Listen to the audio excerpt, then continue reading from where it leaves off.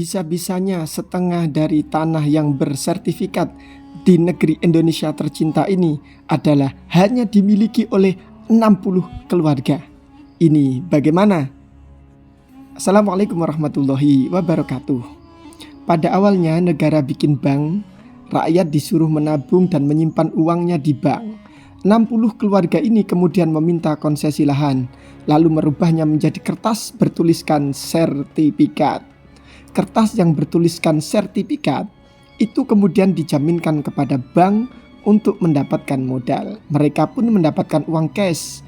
Uang rakyat banyak, yang pakai buat modal sedikit orang yang punya kertas bertuliskan sertifikat. Uang pinjaman digunakan untuk ambil kayu, ambil emas, ambil tembaga, besi, nikel dari tanah. Ada juga untuk dagang, impor bahan pangan yang pasti laku tanpa perlu dipromosikan. Mereka dapat untung besar. Hasil untung digunakan untuk bebaskan lahan lagi, terbitkan sertifikat lagi, jaminkan kertas itu ke bank lagi, uang diputar lagi dan dapat untung besar lagi. Begitu terus.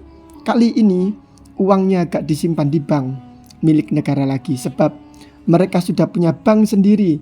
Akan lebih mudah dapat modal di bank yang komisaris dan direkturnya anak buah sendiri. Hasil untung akuisisi lahan kosong, terbitkan sertifikat lagi. Laut juga gak apa-apa, pagar dan ditimbun. Yang penting bisa cetak kertas bertuliskan sertifikat. Kertas itu lalu jaminkan ke bank sendiri untuk memperoleh modal berupa uang cash.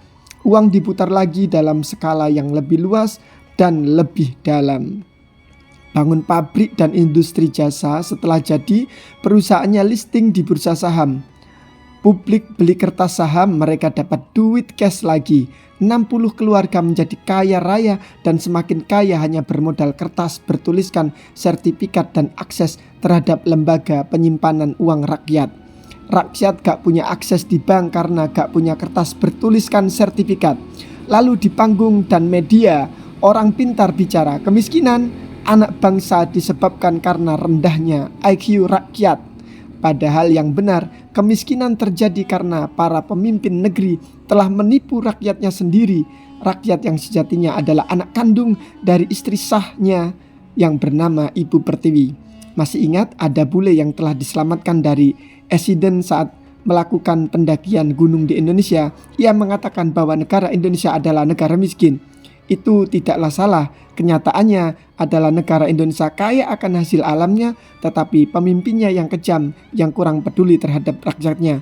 Lalu potensi manusianya tak terlalu diurus. Yang diurus hanyalah ambisi kekuasaan serta kepentingan kelompok, golongan maupun partai, bahkan hanya memikirkan kepentingan keluarganya saja.